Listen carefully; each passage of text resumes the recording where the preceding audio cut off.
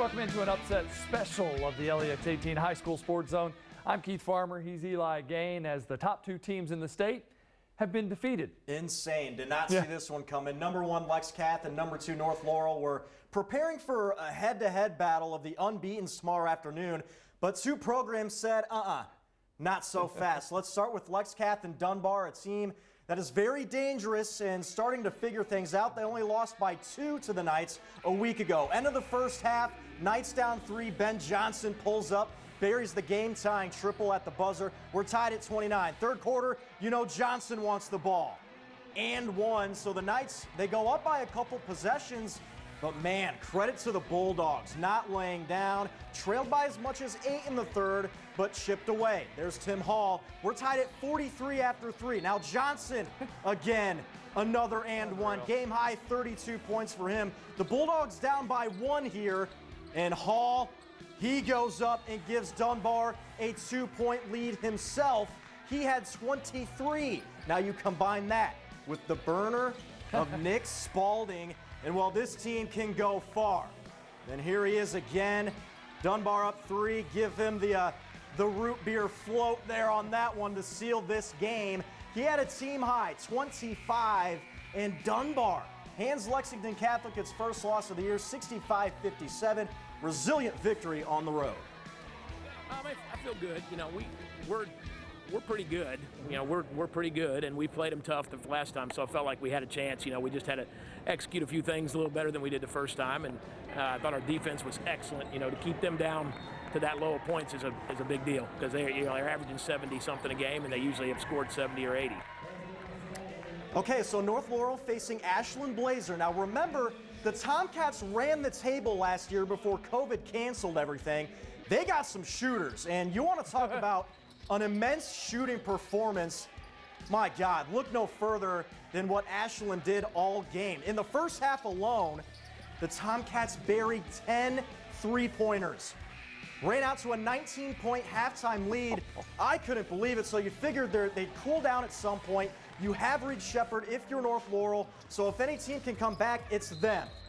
But not his best game tonight, however. He did have a team-high 34, but he also turned the ball over 10 times. And well, when your opponent makes 15 three-pointers in the game, it's hard to pull off a comeback. Ethan Sellers, 7 of 10 from downtown, had a game-high 37 as the hot shooting Tomcats end North Laurel's perfect season, 86-66. So the tale of the tape is now set. You still have top-ranked Lexington Catholic and second-ranked North Laurel facing off. That'll be at 2 o'clock. We're going to have the highlights and post-game reaction right here on LEX18. Crazy. Unbelievable. All right, some 11th region rival matchups tonight as well. Frederick Douglass, ranked 10th in the state tonight. They were at the farm taking on Scott County, and the Broncos last won this one by 17. Second quarter, Deshaun Jackson steal and layup, 2 of his game-high 24. He also had 11 rebounds. Scott County, led by J.Z. Middleton, who hits the 3, finished with 14 points. But look at this play from the Broncos' Tyson Barrett. Coast to coast, and a little reverse lay-in. He added 12 as Frederick Douglass wins this one, 69-55. Great crossing also coming to town, Lexington to take on Bryan Station. Fourth quarter, Miles Moronis gets the ball down low. Wait for it. There he goes. Gets it up and in on the tough shot. 7 points, 6 rebounds. Tamonte Newsom would then step out to hit the 3 from the corner. Defenders would take a double-digit lead. Warhawks trying to come back late. Great steal leads to the Carson Walls lay-in. He led them with 12, but Bryan Station gets the 65-56 win at home. 9-4 Henry Clay visiting 5-14 Tates Creek. The Creek's R.J. Smith goes to work and gets 2 to fall off glass. Finished with 15. But watch how quickly the Blue Devils get it back down court. 1 pass. Make it a second, and Conlon Brown knocks down the 3. He had 10 in the game.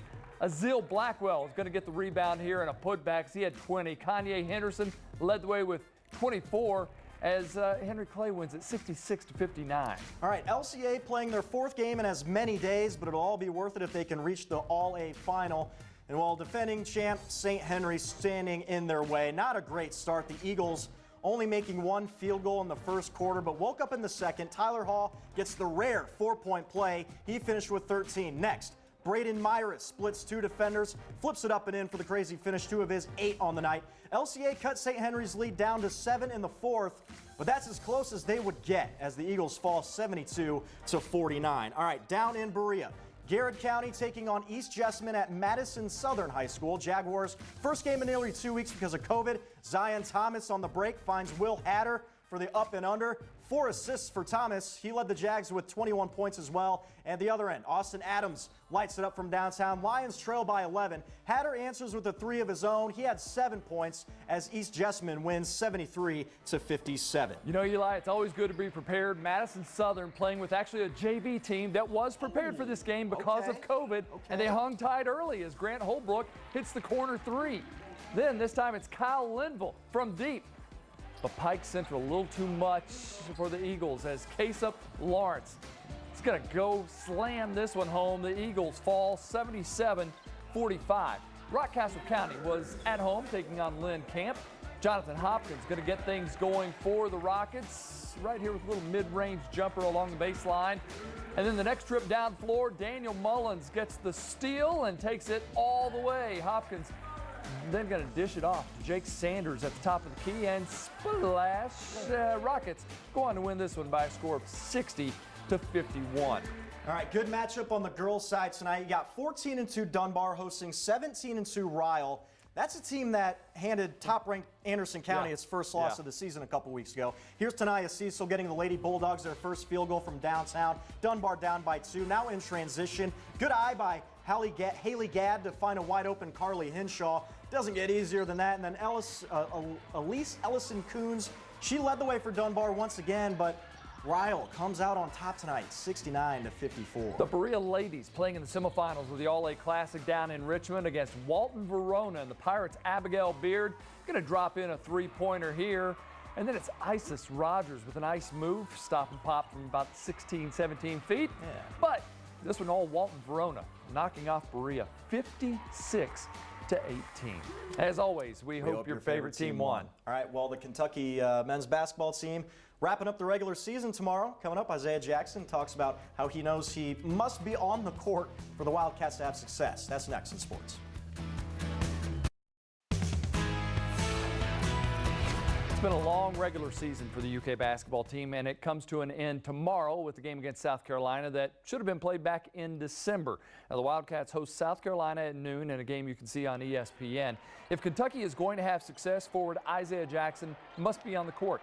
He's a shot blocker, and he's decisive on the offensive end, but he has to stay out of foul trouble in order to remain on the floor. When I'm in the game, I really don't be knowing what I be doing, like with fouling and stuff. But I've been watching a lot of film, and I can see like the stuff that I've been doing, and I'm trying to fix it. Like what Coach was saying, like sometimes it's better to just let contest it, but don't try to go after it and just let them score. Because I mean, I know the team need me, and the team know that I need them. So I mean, I'm gonna try to be on the court as much as I can. Today, LEX18 partnered with the American Red Cross to raise money for flood relief because of all the Kentuckians affected by those high waters.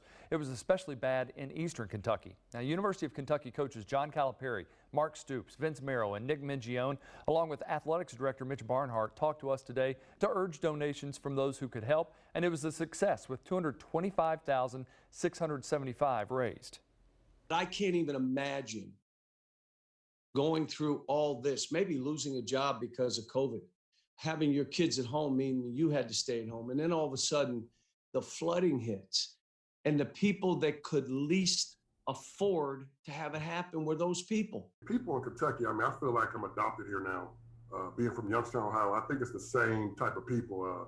They're resilient and, they're going to get through it. And I know they're going to need a lot of help. And I just hope people pitch in to help down there.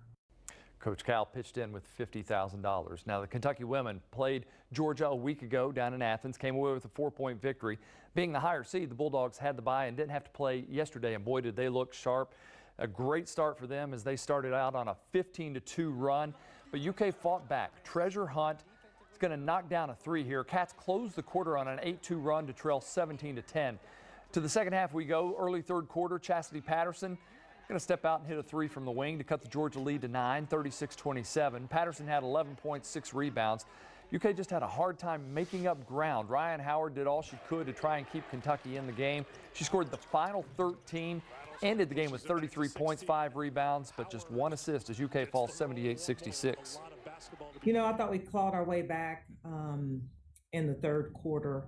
But at the end of the day, we just couldn't get some crucial stops to get over the hump. Either it was a jump ball that went their way or a foul. We put them on the free throw line. Moorhead and Eastern in the OVC semifinals. Eagles up 31-28 at the half after going on a 12-0 run. The winner will play first seed Belmont tomorrow at 7 o'clock for the championship. UK softball goes on to win against Illinois State 5-4. And the UK volleyball team has done it again. Won another 3 sets. That's now 30 in a row, and they are 13 in a row on the season. They play LSU tomorrow at 7. LEX18 News. We'll be right back.